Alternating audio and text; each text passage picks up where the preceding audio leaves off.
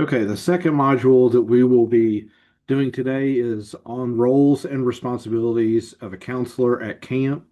The roles and responsibilities, although they are always intertwined, it is important that we understand what our individual roles and responsibilities are at camp, but understanding how those individual roles and responsibilities are important to the overall teamwork and the coherency of your cabin and your team experience while at camp. So what you're going to learn today is the chain of command, the individual leadership roles.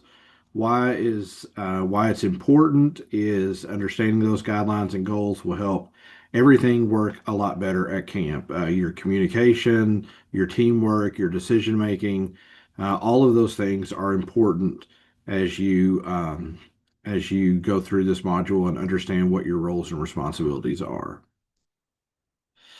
So the chain of command is very simple. Essentially, whoever is your direct supervisor above you is the person that you should go to with any direct questions that you might have.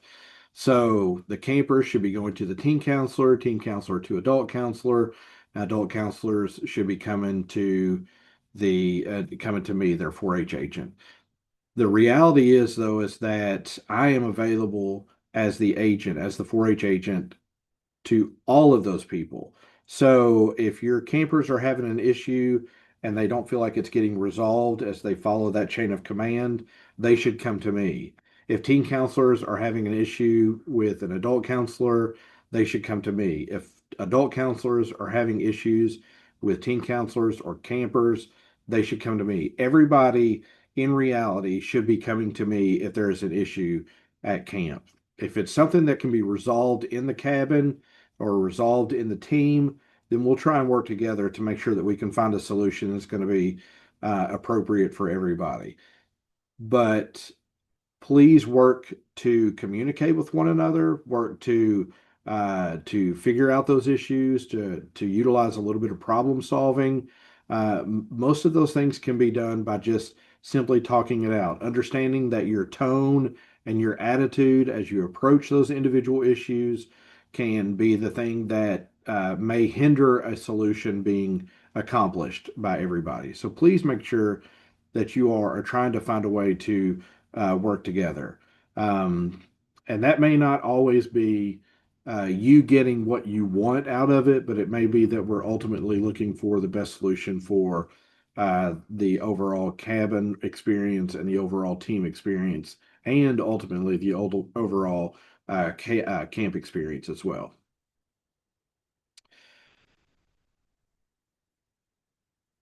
So, team leaders, you serve in a very, very unique role at camp. You are incredibly important to the overall well-being of campers who are going to be on camp. We would love to have more teen counselors. It is a leadership opportunity and a leadership development opportunity. And so we would love to have more teen counselors, but we don't have nearly as many as we would want to. So these are some of your roles and responsibilities. I do not think that it is on me to read them directly to you, but you can read through this. You can pause the videos at any point to read through. I will also be sending these individual modules as a PDF along with so that you can refer back to in the event that you may have missed something or forgotten something. But these are some of the roles and responsibilities of our individual teen counselors. Remember that a teen counselor is the one that is the closest in age to our campers. And so sometimes when they see teen counselors, they see older brother, older sister, and as you have older campers in your cabin, they may even see you as peers. So you may be in a cabin, you may have a 13-year-old camper in your cabin or a 14-year-old camper, and you yourself may simply be a 16-year-old counselor. And so you all may see each other at school, but within that framework, still you are the counselor and you are the leader. That does not mean that you are a dictator, but you're the one that has to set the tone for camp. You're the one that they look up to. If you choose not to participate in things, it questions whether they should participate in those things. And campers need to look at you and understand that you value camp, that you want to have a positive experience at camp, and that you are there ultimately to help them have a positive experience at camp. Adult leaders, you take on a little bit different role, even though some of you all that are going to camp will be 18 and in that kind of weird transitional year, especially policy wise, as far as the university is concerned. But adults really are making those adult parental type decisions about things that need to happen at and within your cabin and within your team. If you feel like, obviously safety is the concern of everybody that's at camp, but adults, you should be making that final call. If you feel like something is unsafe, then you should be making that final call about whether that thing happens. You are providing leadership in the overall cabin team. You're going to be helping with classes and activities. Adults can teach classes. Teens, while you can teach classes, there needs to be an adult present for that. So, and then adults, if there are issues in your cabins, teens, if there are issues in your cabins, you need to be coming to me about those so that I can make sure that I have that we can find a solution as we've discussed before. The camp program staff, these are the folks who will be at camp and serve in a variety of teaching positions while at camp. They also are the essentially the program people of camp. So any of the big programs that we do that are on the schedule, those are the people that are going to be leading those, or at least be giving the primary set of instructions from those.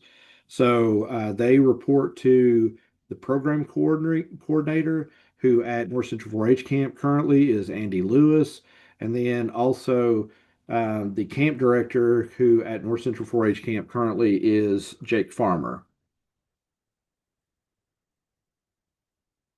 Agents, there will be at least three 4-H agents on camp during our week of camp. Myself, Eric Comley, Garrett County 4-H agent, uh, Madison Adkins, Scott County 4-H agent, and Kyle Hamlin, Woodford County 4-H agent.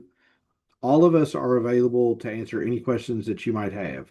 So if I'm not available, feel free to find Madison or Kyle, and ask a question about something that's happening as far as a program or a schedule change or anything else that's happening at camp. If there is an issue, also go to those folks as well as along with me to make sure that we get those issues and resolved as much as possible. The Dean of Men and Dean of Women. The Dean of Men this year is Kyle Hamlin, who is the 4-H agent in Woodford County, and the Dean of Women is Madison Adkins, the 4-H agent in Scott County. The Camp Contact Agent, this Madison is serving in multiple roles this year. The Camp Contact Agent is basically the liaison for the county side of the program. So all counties. So Madison is the one who, if there is an issue at camp that needs to be discussed, is that she cannot handle, or not that she cannot handle, but that she needs to go and seek the advice from Jake. Jake and Madison will work together. So if there is a scheduling issue, generally we will all sit down together, but ultimately Madison is the one this year because she's serving in that camp contact agent. That is a rotational position. And so every year, really we do every 2 years, that changes.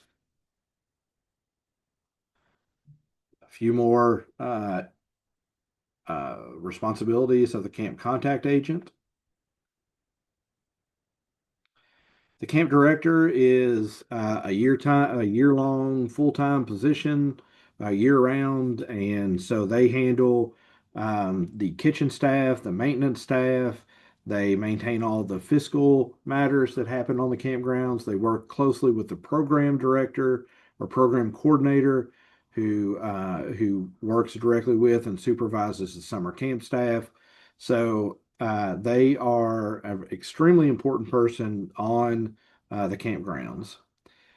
The state camping specialist currently is Joey Bernard. He works at the state 4-H office. It is very possible that he could show up at our camping week, and really he is there to kind of check in with Jake and with Andy and with the summer camp staff, and then also check in with the agents to make sure that everything is going well. That's why it is important that if you see something that could be better at camp, whether that's a facilities issue, whether that's a program staff issue, that you bring those to me. I relay those to Madison. And then as Joey comes in, we can have those conversations about challenges or issues that are happening at camp that at a bigger level that he might be able to handle. And that would be things like I said, like facilities and programming staff. So these are the questions for the Nearpod. Once again, um, you don't have to send me the answers, but I would like for you to reach out to me and just let me know that you have watched this module. And you can do that in a variety of ways. One is you can text me at 859-509-6606, or you can email me at Eric, ERIC dot Comley, COMLEY, at UKY dot edu.